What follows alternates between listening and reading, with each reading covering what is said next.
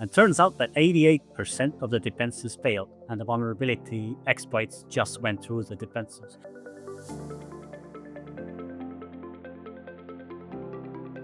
But I do feel there is a little bit of a change, at least in the WordPress space. I think security has become something that people don't really want to talk about. If you want to set up security in a way that will truly protect your users from being hacked, you have to think of it in layers.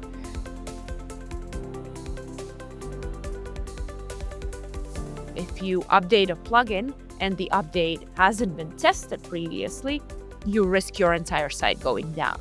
So in that case, it makes sense to use Patchstack protection, which gives you safety and security. We have spent a lot of work developing it, and we wanted to make it as user-friendly as possible. Trust me on this one.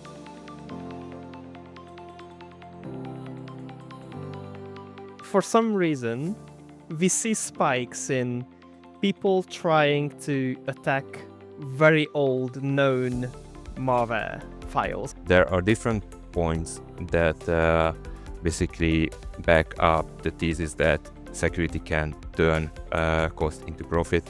It's a good investment.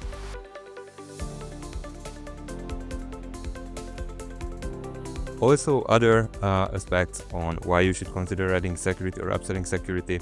First of all, it brings added value to the customers.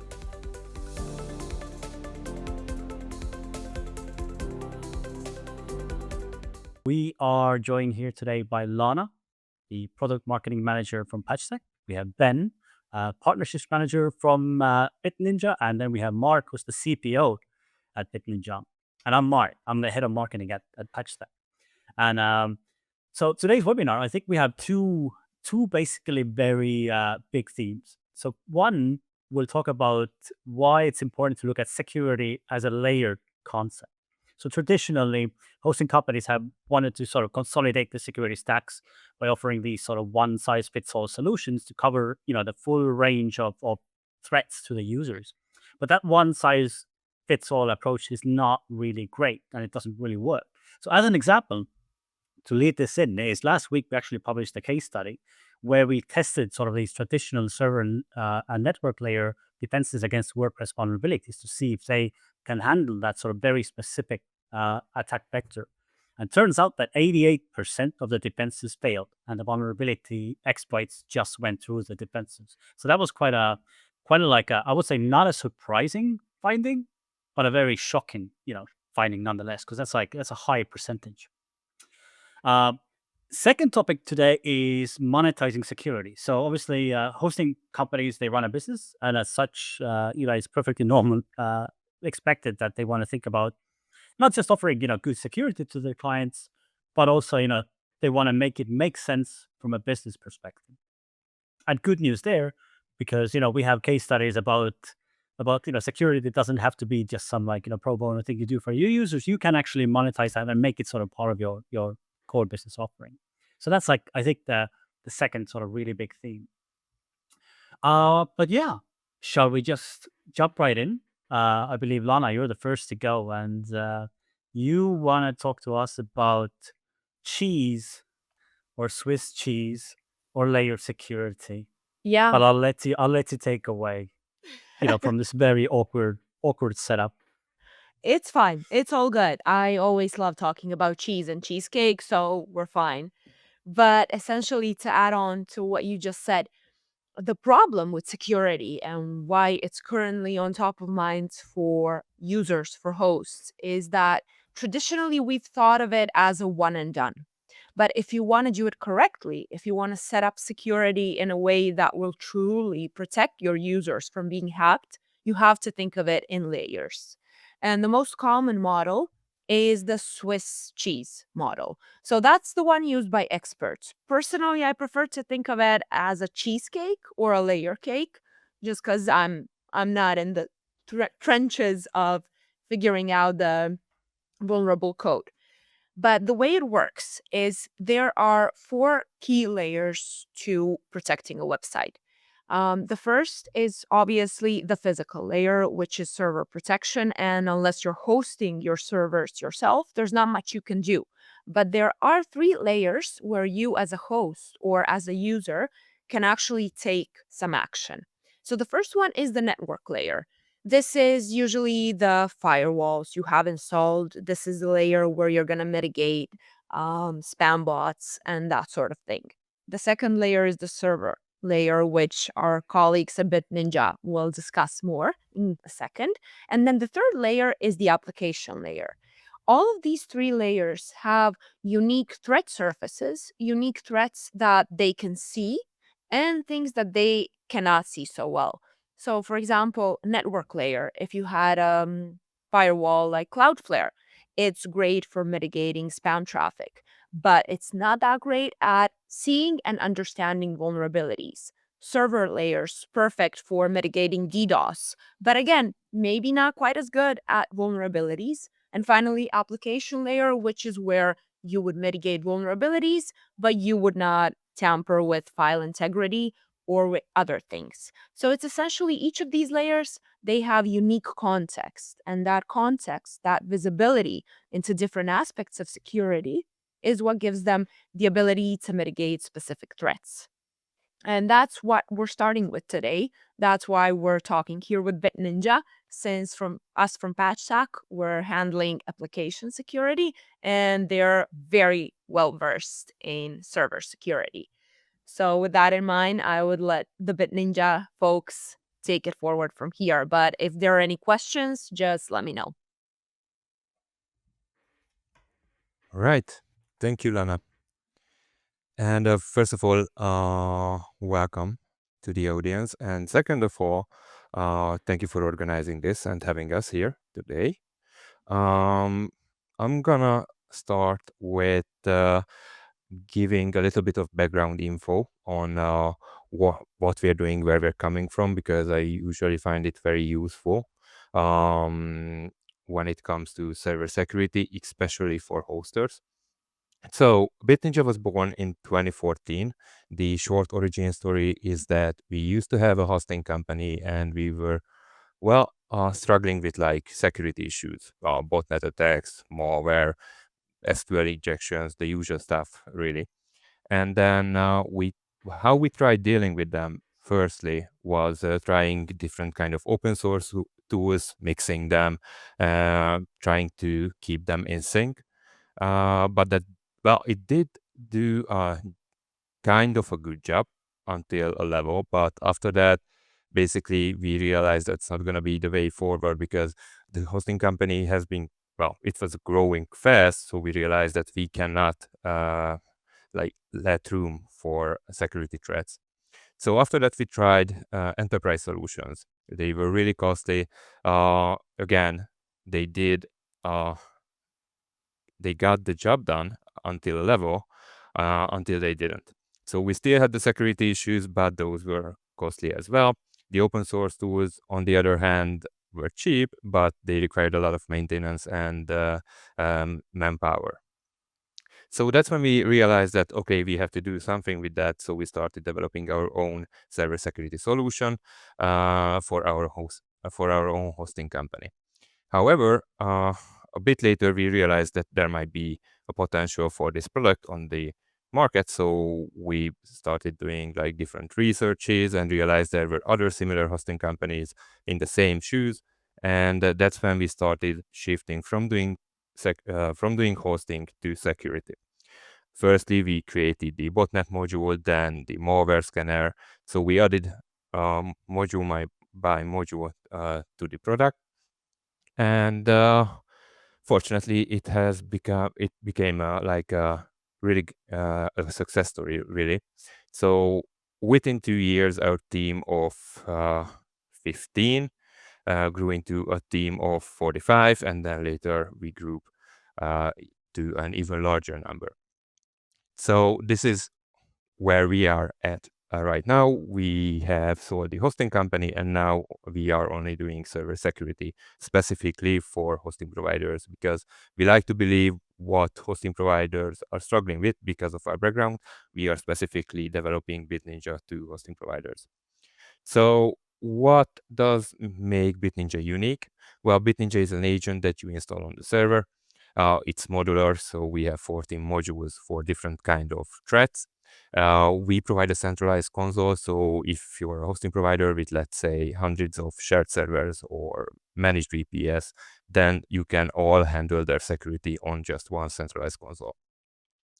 We also have a defense network, which I believe Mark would be happy to tell you about. But in the meantime, I'm gonna just jump to the next slide so you can see what I was talking about. So here we have like the threats, and we have the modules on the right side that are taking care of specific threats. And this is what you see if you log into your BitNinja console.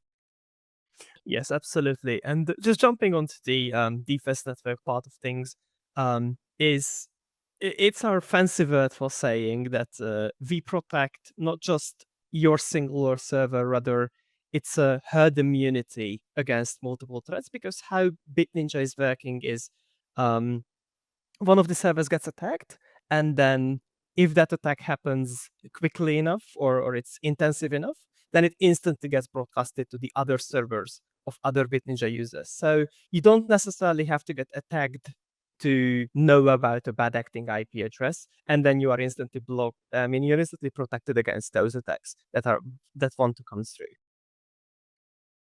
Yep. Thanks, Mark. So it's basically like, just to ask a follow-up question, it's like, is it almost like an IP block list almost? Yes, so it's part of it because as Ben mentioned, BitNinja is kind of a modular system. And as you can see, IP reputation is one of our core modules, because we do have information about millions of IP addresses. And just 2 weeks ago, we have presented 110 million captchas for users. And these are not including just the outright blocked IPs, because of course we differentiate between different actors, of course. So that's a pretty big part of our protection, and that's why BitNinja is able to do a big load reduction that Ben will go into soon. Yeah. Also, I think it's worth mentioning that all of these modules, the 14 modules, basically feed back data to the IP reputation module, which is like the first line of defense for our server security approach. But the reason we are here is that basically throughout the years, we experienced that security is not just an investment, but it's not just a cost, sorry, but it's rather an investment, because there are different points that basically back up the thesis that security can turn cost into profit. It's a good investment. So I'm going to go into 4 points, 3, sorry. As you can see here, first of all, the first one is the most obvious one, reputation damage, because basically security is a must. You can't let any threats reach your servers, reach your customers, because data breaches, for example, or hacks will result in reputation damage and in the end game in churn. I will go also in dimension load drop topic. I will have a graph on that. Operation cost, I will not go into this specific one, but basically we have seen that investing into a security solution will reduce the workload on support, for example. And because of that, those support agents will have the time to do something more useful, for example, instead of just dealing with, with pissed customers. And then, of course, the reseller partnership options security providers provide. Most of the server security companies offer reseller partnerships, which can be used to upsell security to, for example, unmanaged VPS customers or even managed VPS customers. So the first one, as mentioned, the most obvious one, reputation loss prevention. Here I got a couple of examples how hosting companies were hacked in the past. As you can see, there's GoDaddy, there's hosting.co.uk, there's Hostinger, for example, that was hacked a couple years ago. And these are large companies, right? So, well, that that helped them to stay afloat after a big security incident. By the way, kudos to Hostinger, because they were really transparent on the damage that was done, and also on the steps they took after the breach. Basically, they had a lot of like press releases and stuff like that to ensure their customers that something similar won't be happening again. But the only reason these companies could stay afloat, they didn't have had to like shut down the business, is that they are large organizations. But for example, if we look into the no support Linux hosting example, they had a very serious data breach in 2021. I remember when it was published, and they had to shut down the business because basically all their customers' data were leaked. So what I'm trying to say is that if you're not a huge company, even then if you're a huge company, but if you're a smaller one, especially if you're a smaller one, you can just not let a security breach happening to your servers or to your customers, because first you will have damage in your reputation that will lead to churn, or in extreme situations, you might even have to shut down the business. By the way, it's an interesting thing that most of our registrations come from hosting providers that are having heavy security issues. So they were not having like proactive security, but after something hit the fan and things went sideways, they were only looking up security solutions after. So what my recommendation is to look up different server security solutions and try to avoid having hacked. The second part is load drop. So that might not be the most obvious way of how security can boost your profits. But for example, on a shared server, having a server security solution, the load drop can be easily up to 30%. By having 30% decrease in server load, you can either basically have more customers on the same servers, which obviously mean more revenue, or you can just allocate more resources to your customers, which means happier customers. So to illustrate this, I got here one of our customers' feedback, I think from a year ago. Basically, they sent us the CPUs, on the load of the screenshot of the CPUs. Here you can see, I'm gonna show on this one. Here you can see the load before installing BitNinja. The load goes down significantly. And then there are two spikes, which were the result of running a malware scan. But right after the malware scan ends, basically the loads go down even further. So basically, the load drop is the result of like blocking a lot of junk traffic, which is the result of having, like, for example, the IP reputation module Mark was mentioning, because using an IP reputation module and all the other modules, basically we can filter out a lot of junk traffic. And there are measures in place to make sure that we are only blocking like junk traffic. Yep. So And yep. I'll ask a quick question, because I do have a couple of questions in the chat. So I'm thinking maybe this is a good time to like answer them rather than just at the very end. But because they are mostly to BitNinja, so I'll ask them right now. So before we go on to Lana, so first one is, could you expand on what is sent for herd-like immunity? Does this open any possible exploits using this modular system? Oh yeah, okay. I think Yes, that's it's for Mark, me. probably. Yeah, Yes. that's for you. Yes.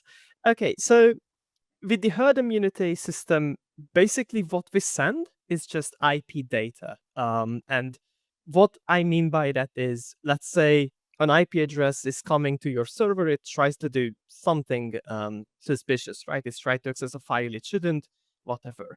That IP gets flagged. And by flagged, I mean it's got put on a challenge list, what we call it.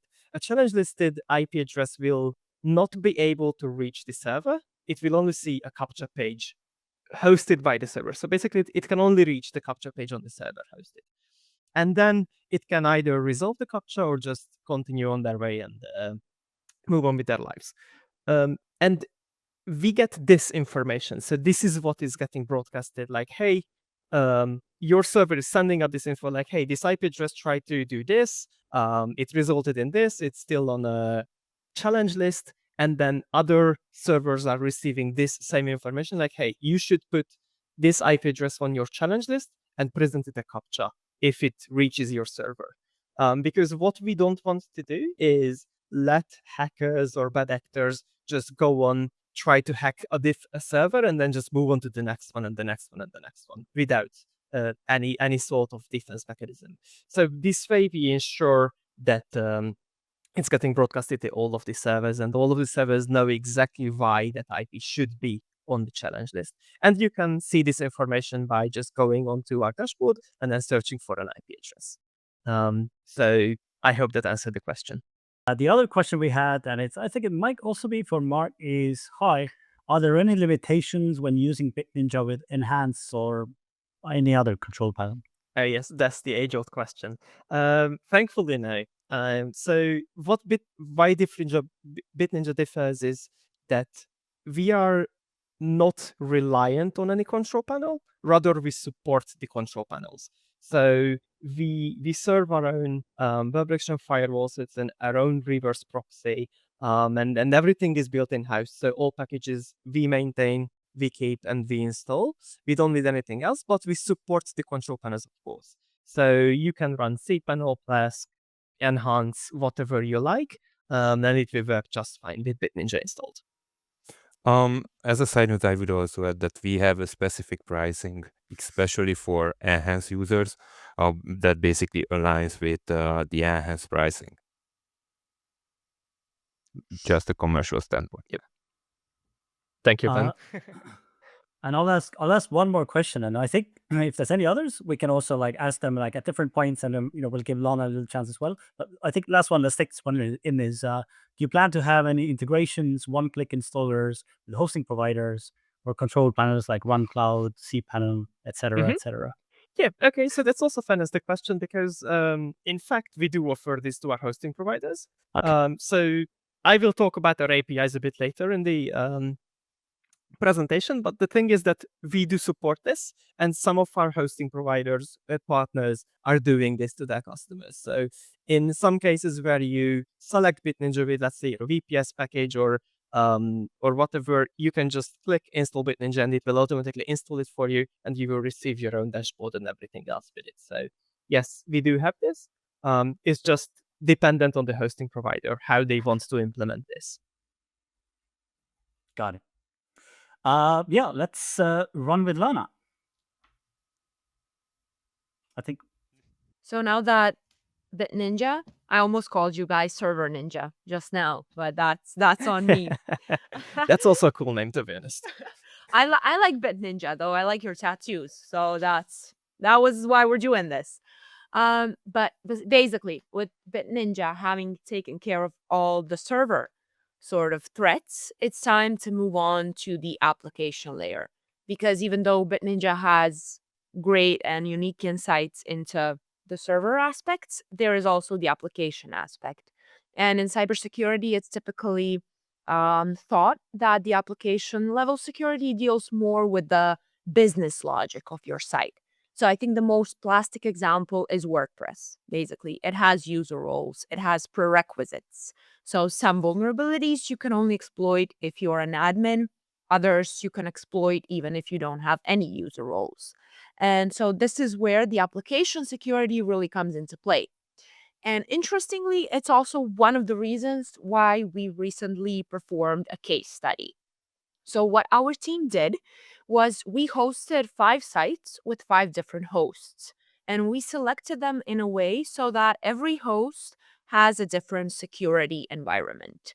So, for example, first host had only Patchstack installed and their regular sort of tools. The second host, we also installed Cloudflare on top of it. Provider B had Monarchs installed. Provider C had Immunify 360. Provider D just had the basic config server firewall, and provider E was sort of this, I don't want to say low quality, but kind of a very light host, so to say, in terms of security measures. And our goal here was trying to test how many vulnerabilities would actually get blocked in a real scenario and in a real environment. So we tried to exploit 11 vulnerabilities based on the plugins of the sites hosted with different hosting providers. In the end, what we found was that two of the providers didn't block a single vulnerability because they didn't have a solution at the server or the network layer that could effectively address that vulnerability.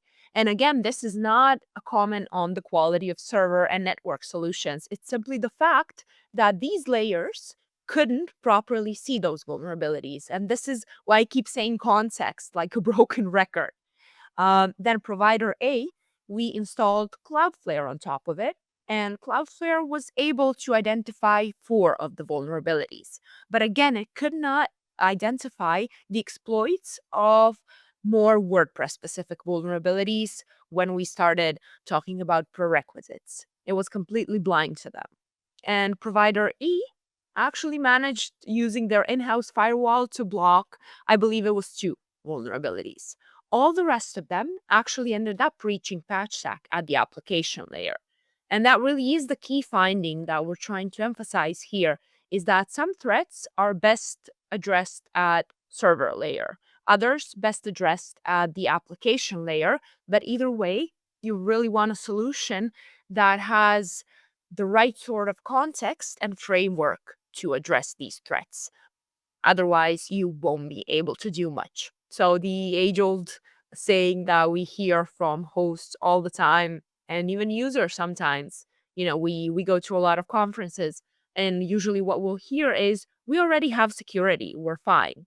But if you already have security as a host, what you really want to look at is what sort of security you have. If you only have a firewall, that's not enough for protecting your users. You also need server solutions. You also need application solutions. And so this was what the case study found. I'm happy to link it in the chat, or if anyone's interested, it's right there all over our socials. But it made a really good point. And so that brings me to the next aspect that I've briefly touched upon, is the nature of vulnerabilities.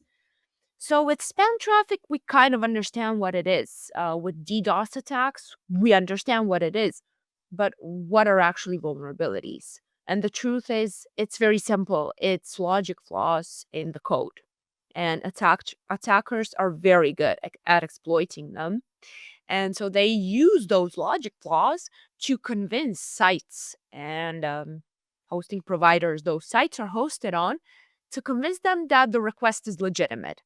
So essentially, it could be, and I'm going to make a very simple analogy here.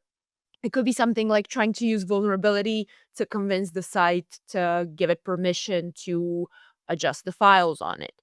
And unless you have an application solution that can recognize that request, the site is going to let them do it.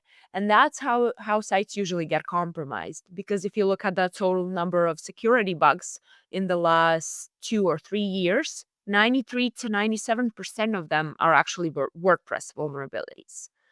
And so what happens is, if you try to mitigate this application layer issue, for example, an SQL injection at the server layer, the server won't recognize that malicious query as bad. It will just process it as normal traffic. So they are very sneaky vulnerabilities. And again, not absolutely not saying that server solutions aren't good. They're just good for a specific purpose, just like, Patchstack and other application solutions wouldn't be able to mitigate DDoS attacks. So it's a matter of employing the right tools in the right positions. And here we also see some examples. So vulnerabilities are nonstop, and they are constantly on the rise. Every year we create a big state of WordPress security report. And what we're finding is there's a significant increase year on year in vulnerabilities especially in the past few years where AI usage has really run rampant. And the way we're all talking to ChatGPT, hackers are also using their own custom GPTs to launch attacks, to scan plugin code, and that's becoming an issue for everyone who wants to protect their users. Um, so what we actually do at Patchstack is, firstly, there's the intelligence aspect, the data aspect. Like BitNinja, they have a list of I think you call them challenged IP addresses, right? Exactly. So we have something similar, but for vulnerabilities. We have a big database that this year was pronounced to be bigger even than Microsoft's. I'm sorry, didn't want to interrupt you, but the terminology used to be like graylist and blacklist, but as time moved forward, we decided to change it to challenge list and block list. But some people might be more familiar with the graylist and blacklist. Mm-hmm. Makes sense. Yeah. Um, so thank you for filling in there. Um, but yeah, the way Patchstack does mitigation is we first created a really big database of all known vulnerabilities, and we even have in-house and external researchers who get paid bug bounty in order to find vulnerabilities before they're exploitable. And so the way that works is, because we're the first to know and find out about these vulnerabilities, we can be the first to mitigate them.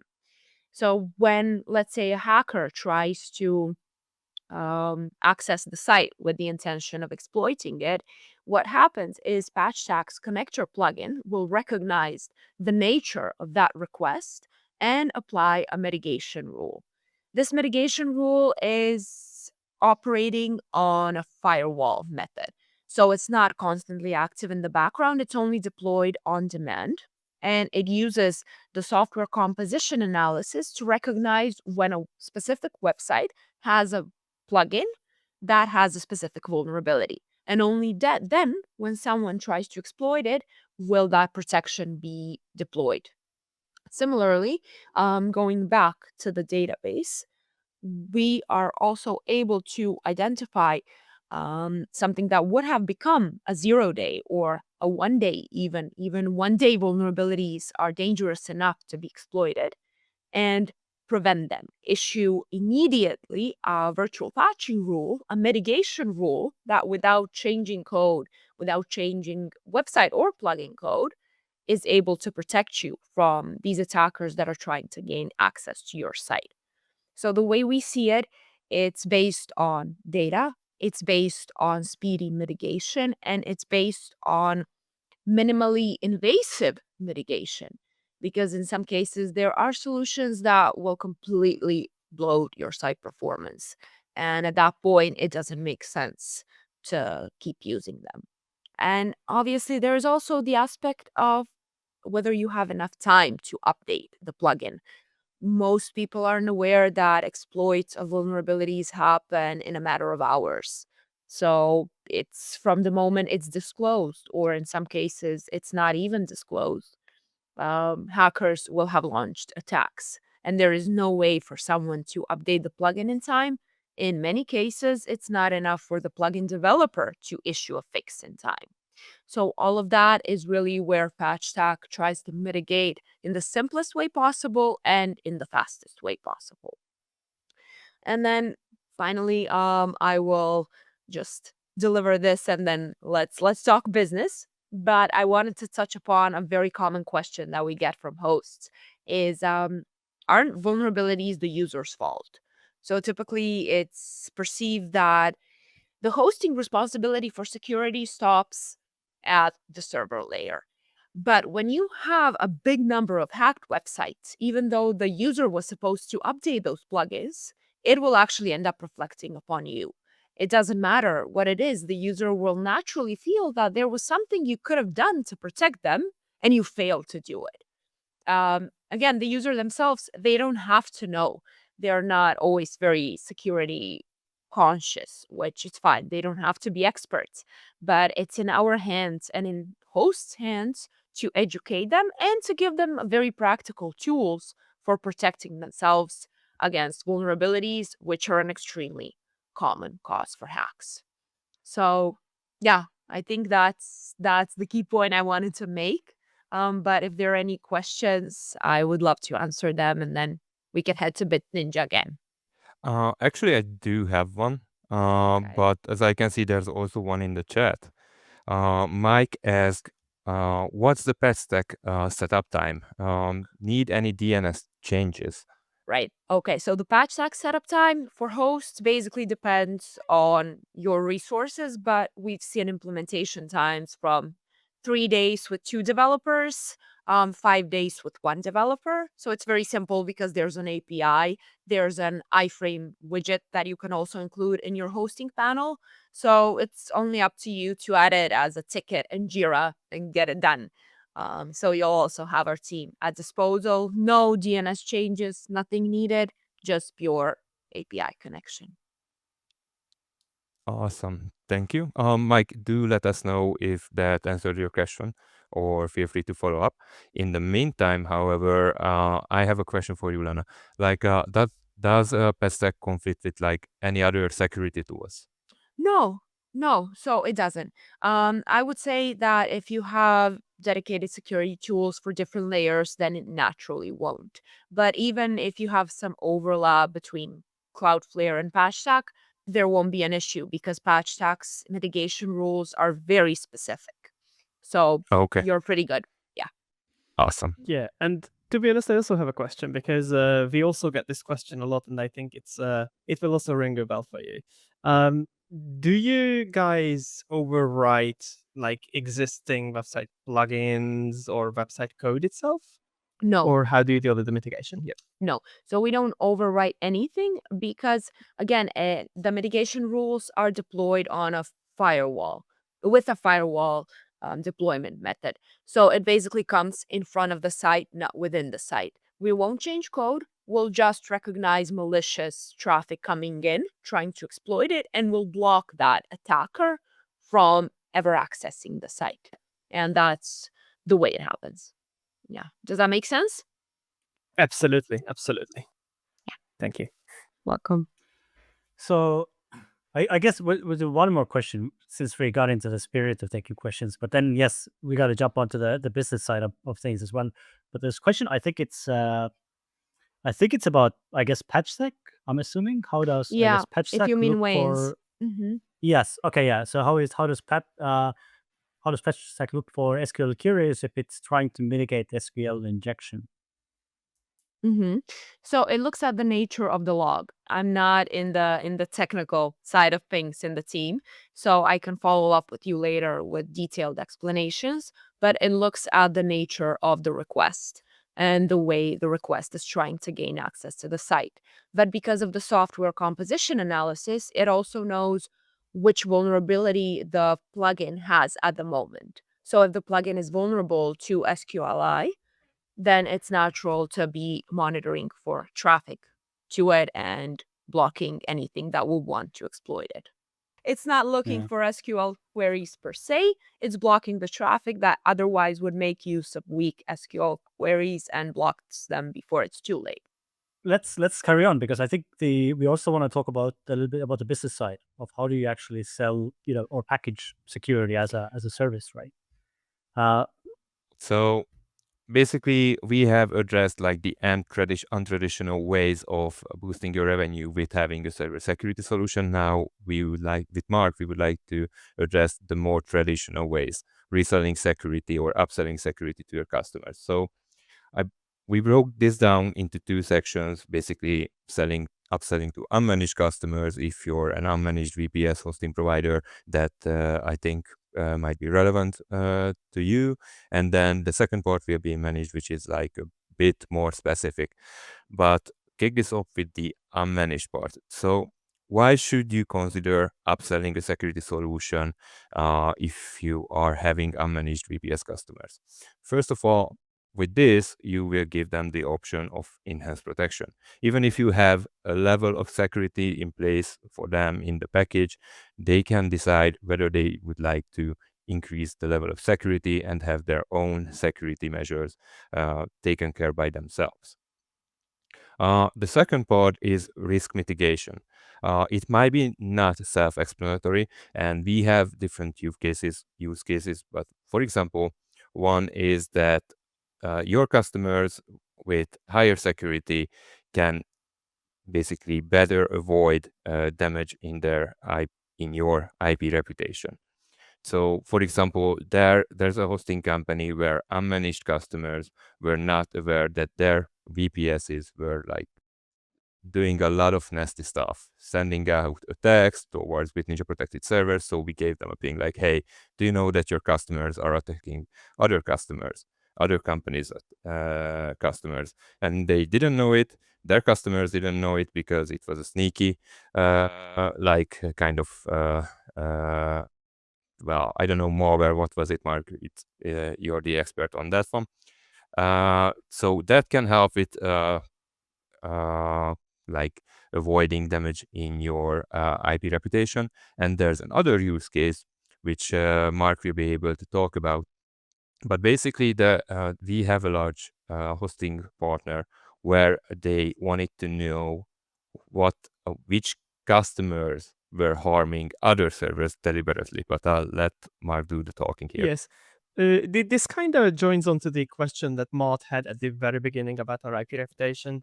So we actually have, one of them is a large hosting provider. I don't want to name names.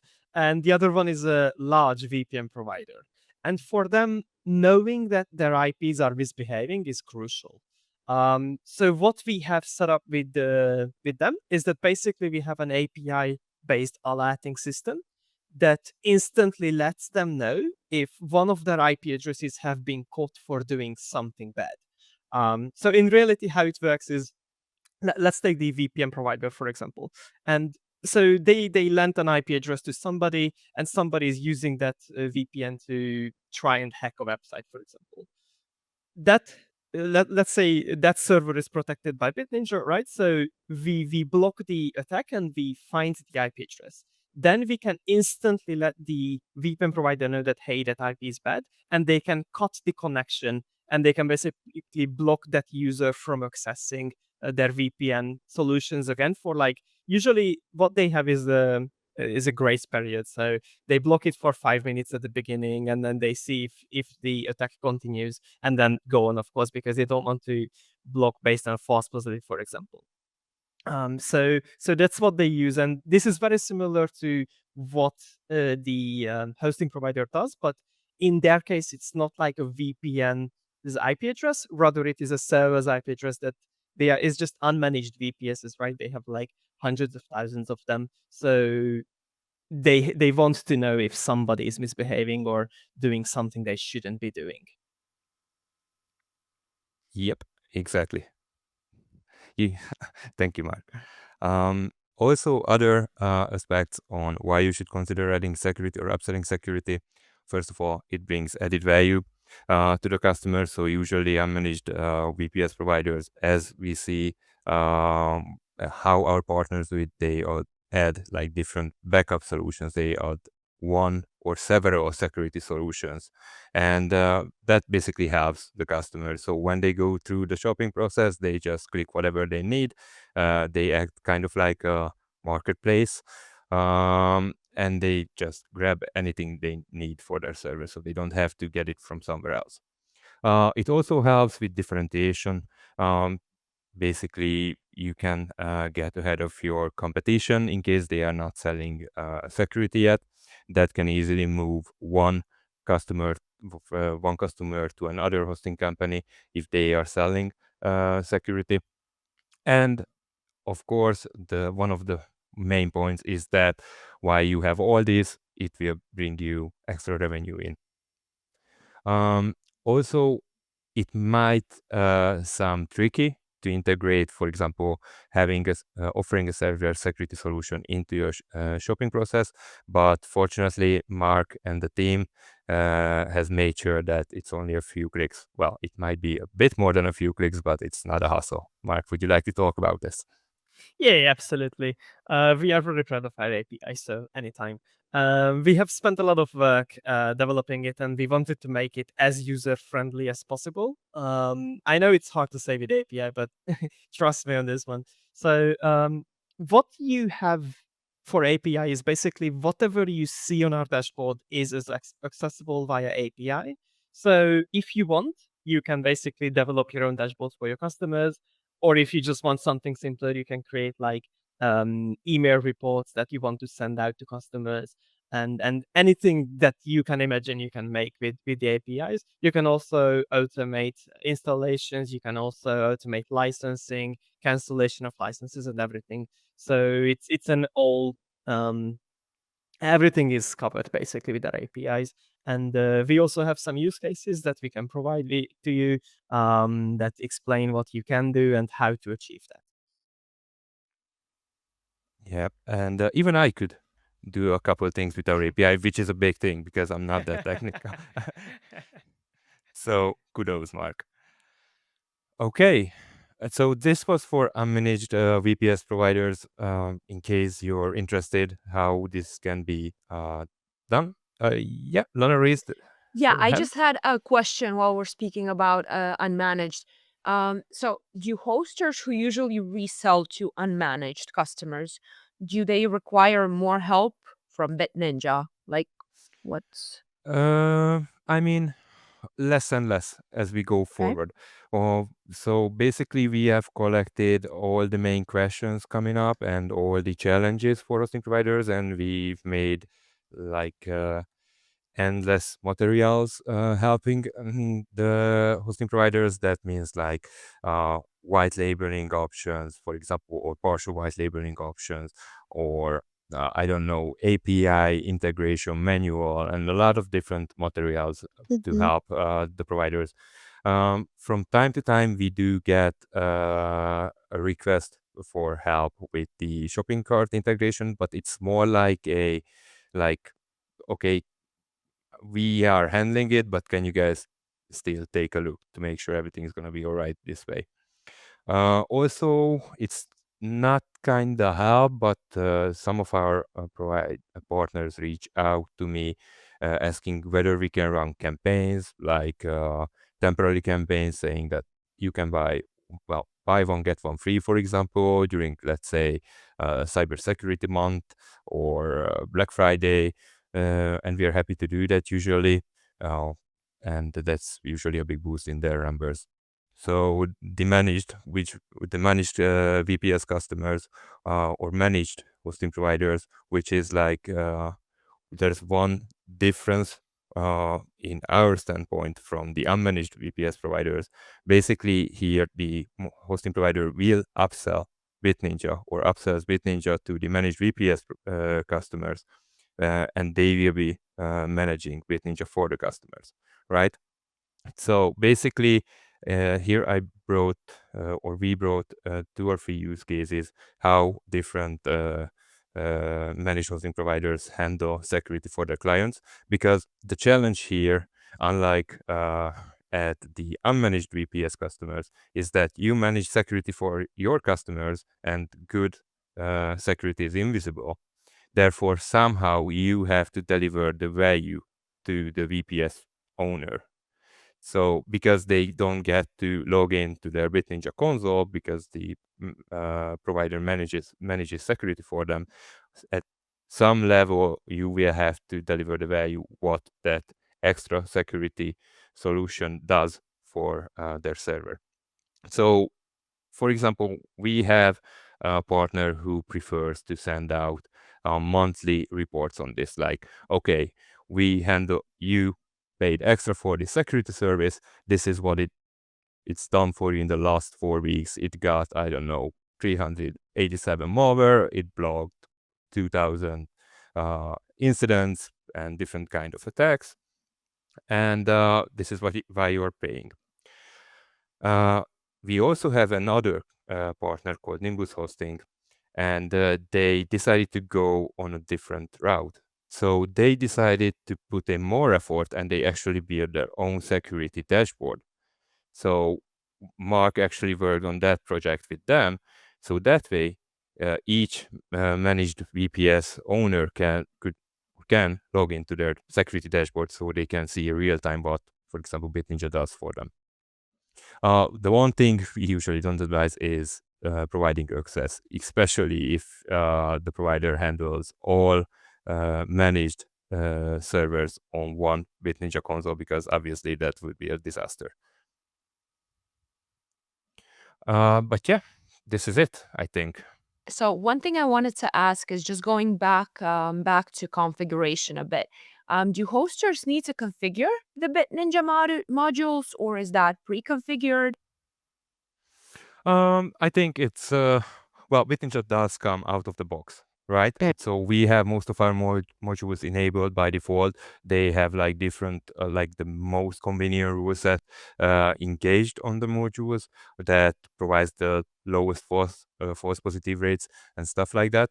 But in case hosting providers have like specific needs, or they are working with like a really specific stack, they get the chance to like fine tune the modules, and they can get all their settings how they want it. Because why we believe a security solution should be coming out of the box ready to deal with anything, we also believe that we should provide like configuration options for like specific needs. So we are trying to balance. Yeah. No, I get it. It's a fine line between just giving hosts everything they need to get started real fast and Yeah, then allowing them to customize that journey later on. So exactly. yeah, makes sense. Okie doke. And then I Great think, question though. oh, well, I try. The business side of things, like that's the one I get more than the hacking side of things. But yeah, speaking of business, so I'm gonna keep this short so we have more time for questions and chatting. But when we're talking about security, we started this off by saying that there is a strong business case for it. So as you mentioned in the reselling aspect for BitNinja, so we also have some examples from the Patchstack side where we've really built the product for hosts, keeping that monetization in mind. So in one example, Rapid Cloud has included Patchstack by default, and that allows them to differentiate. In other cases, we've also seen Patchstack being included in higher tiers where, for example, there's more bandwidth, there's more security features, more performance features. And we also have companies who have included Patchstack as an add-on. So there's quite a few ways to start monetizing your security. Obviously, your mileage will vary and you know your users best. But one of the examples we like to exemplify is VP Umbrella. So the challenge there, which I think also speaks to hosts, is getting ROI from security investments. The truth is you don't have to wait months for something to pay off.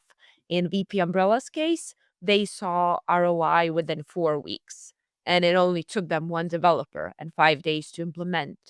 And the way they've integrated it into their product, which is a management platform, was as a security add-on, priced at a fixed fee per month, which also compensated for their fee for Patchstack protection, but also allowed them to create a new revenue stream. So there is a way to make security profitable and open up new channels for your revenue. Additionally, there's a very intuitive upsell mechanism. So if you remember what I mentioned about threat intelligence and a database of vulnerabilities, you can also get that as a separate API and then start slowly telling your customers what sort of vulnerable plugins they have on their sites. And from there, it's very simple to get them to transition to paying for protection because they are now aware. So you are completely overcoming that educational hurdle with actual practical examples. And then in another case, we have the challenge of a rising reputation risk, like Vebimajutus, which are an Estonian regional host. They saw a lot of websites with vulnerabilities. Their support team was constantly cleaning up sites. Users sometimes, doubted whether the host was supposed to protect them. They were not educated enough, which again, not a fault of the users. It's just something that happens. They were not educated enough to know how to mitigate vulnerabilities. And so Webimaiutus, they decided to integrate Patchstack's real-time protection into one of their higher tiers. So their reputation was completely restored, and they also earned up to 100% additional revenue per user. So all of those are very strong signals that security no longer has to be something that's just a money suck for your hosting company. It can also be quite lucrative. And then, as I mentioned, Rapid Cloud, they started by integrating Patchstack completely. So if you want to be a host that's secure by default, if you want to be able to claim that, then you can do what Rapid Cloud did, because in their case, they are dealing with very complex sites. So these are e-commerce sites, learning sites. If you update a plugin and the update hasn't been tested previously, you risk your entire site going down. So in that case, it makes sense to use Patchstack protection, which gives you safety and security, and also time for you to test the update in peace and just breathe easy, knowing you're protected.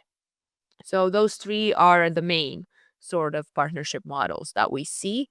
And so far, so good. And I think the key aspect is really showing hosts that security can become profitable. And that's it from me, guys. That's it from me. It's security can be profitable. Thanks for that. That's a Yeah, pro thank tip. you. That was such, yeah.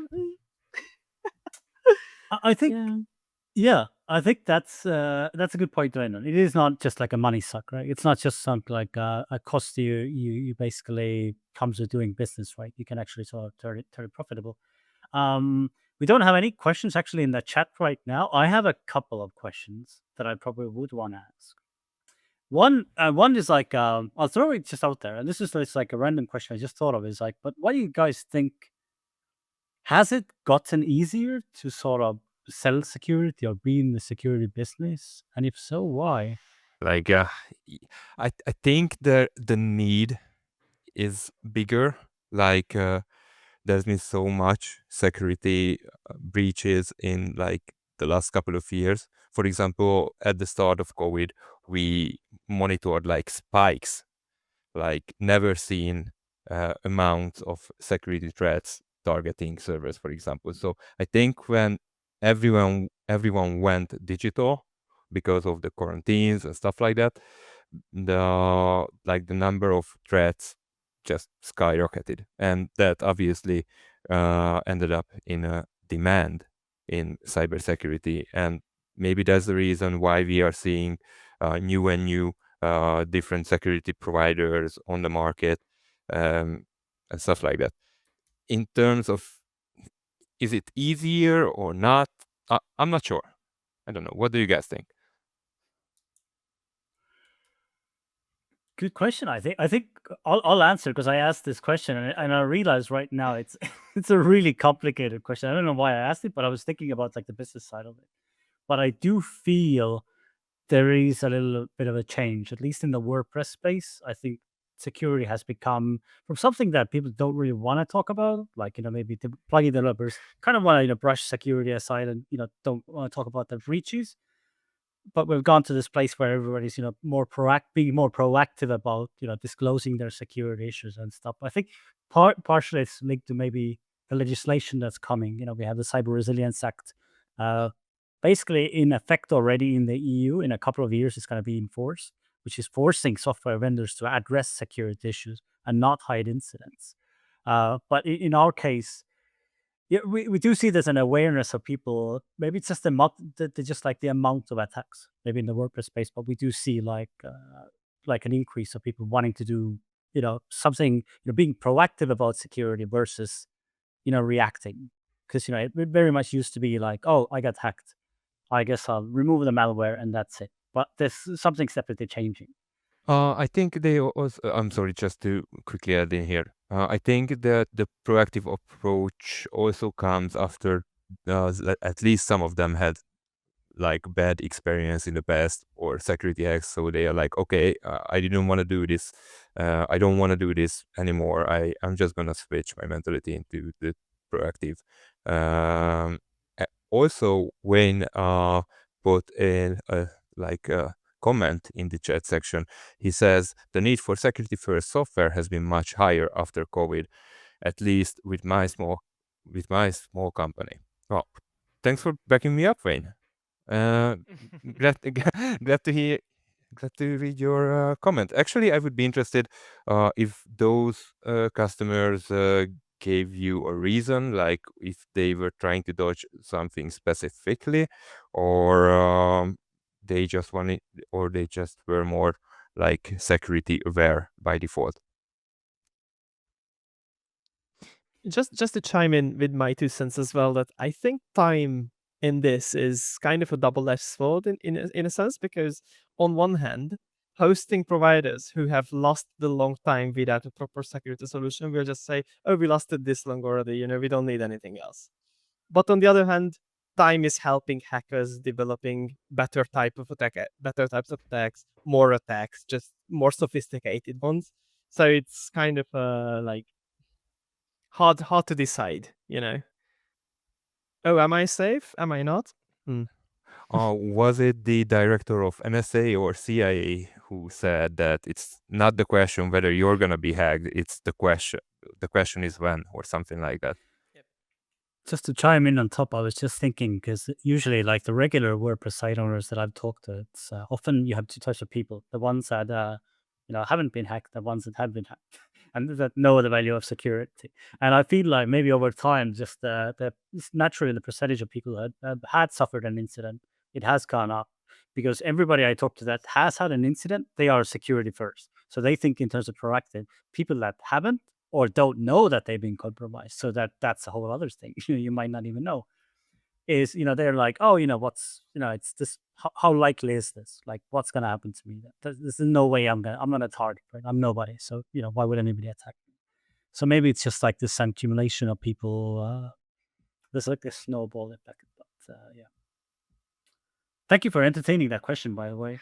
I do have another one that's a bit more specific, because it's like, obviously I'm more in the the vulnerability space, more in the WordPress sort of security space.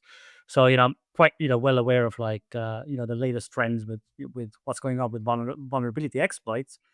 But I did want to ask, is there anything kind of interesting, or is there an interesting trend of new attack types that you guys see, like on the server side of the business, that's sort of worth Mhm.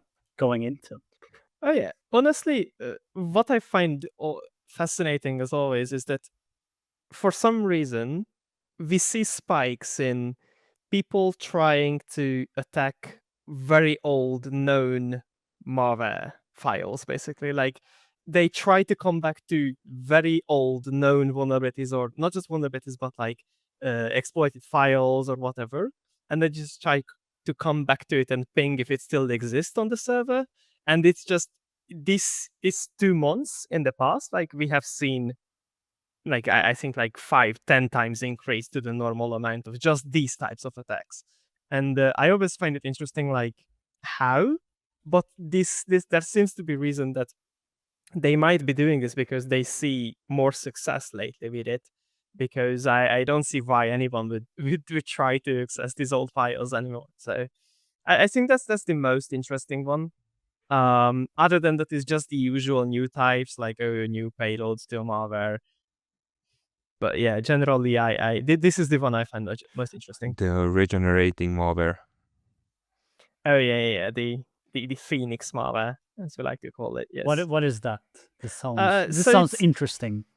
yeah, so basically, what it does is it somehow gets onto the server. That's not the interesting part. What's interesting is that it there are 2 families of this. They act kind of the same, but slightly different.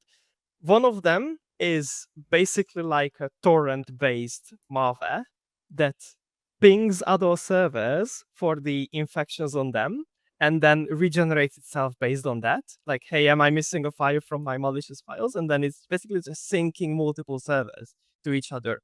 That was very clever. And of course, I'm very much explaining it in a very simple terms, but it was very complicated how it worked in reality. And it was extremely complex, but it was very like smart, when you see something, you have to give kudos to the hackers sometimes. Yeah, well, I'm gonna give them one because they gave Yeah. like PTSD for you. But that was very interesting. And the other type of this is that but it only exists in memories of the servers rather than as files. So it's basically a running process keeping everything in memory, and then it's just basically spawning new instances without the files to be found anywhere. So it's very hard to track down where it's coming from and then what it's doing exactly, because of course you don't see it in a file. Fileless, fileless malware is another different beast. Yes. I will say, so just to start wrapping this up, because this has a risk of expanding into like a 2-hour call. I think we should do a follow-up webinar. We should do a follow-up webinar and dig a little bit deeper into these things. I will say, just to like sum this up right now, is I think attackers are smart. They are really smart. They're getting smarter. And if you're a hosting provider, or if you're a regular, website user, administrator, whatever, I think the key is to just be smarter. So I think that's got to be the challenge for you, or trust those people that are smart to to take care of it. Right. So I will say I feel like I saw there was a little comment about, I think, from Wayne on why clients are choosing proactive, but and he said because reactive causes losses in revenue and reputation, which I think that's something that everybody needs to protect against. Yeah, but with that, I do not believe I have any other questions. I would ask each of you to just like say something. If anybody here wants to reach out to you, ask for more information, or if there's something interesting you want them to read, use this as your opportunity to pitch that, or give them shout out your contacts, maybe starting with Ben. Yep, happy to. So anyone can find me on LinkedIn as Ben, Toth is the family name, or just feel free to shoot me an email at ben@bitninja.io. Brilliant. Mark, how's your inbox? Absolutely you ready the for same thing. questions? Drop a question on LinkedIn or via my email. It's mark@bitninja.io. Very simple to remember. Always happy to chat about anything, so feel free. And then maybe Brilliant. let's drop the ball to Lana. Thank you. Yeah, like you guys said, LinkedIn or email works best, lana.c@patchstack.com. And if you want some more required reading, I'll drop the case study Mart and I were referencing in the chat. So it's an interesting one, dives a bit deeper into what hosts are using, what they're not using. So just something to pass the time with. And thank you for the attention. Yeah, brilliant. Thank you. And again, on Mart, also LinkedIn, I'll accept any request coming my way. And feel free to DM me if you want like a follow-up webinar. If you have ideas, I think DM all of us, because I think there's a lot we didn't touch upon, and we touched on some very interesting kind of themes at the very end. But we might just have to tease like another webinar to dive maybe more technically to some of this stuff next time. Definitely. Mark will do Alright. a lot more talking than I, so I'm happy to do that. Also, maybe we should do this recurring. Yeah. It was fun. Yeah. Thank you to the speakers for speaking, to the audience for participating, and catch you next time. All right. See ya. Thank you Thanks very for much, having everybody. us. Bye-bye.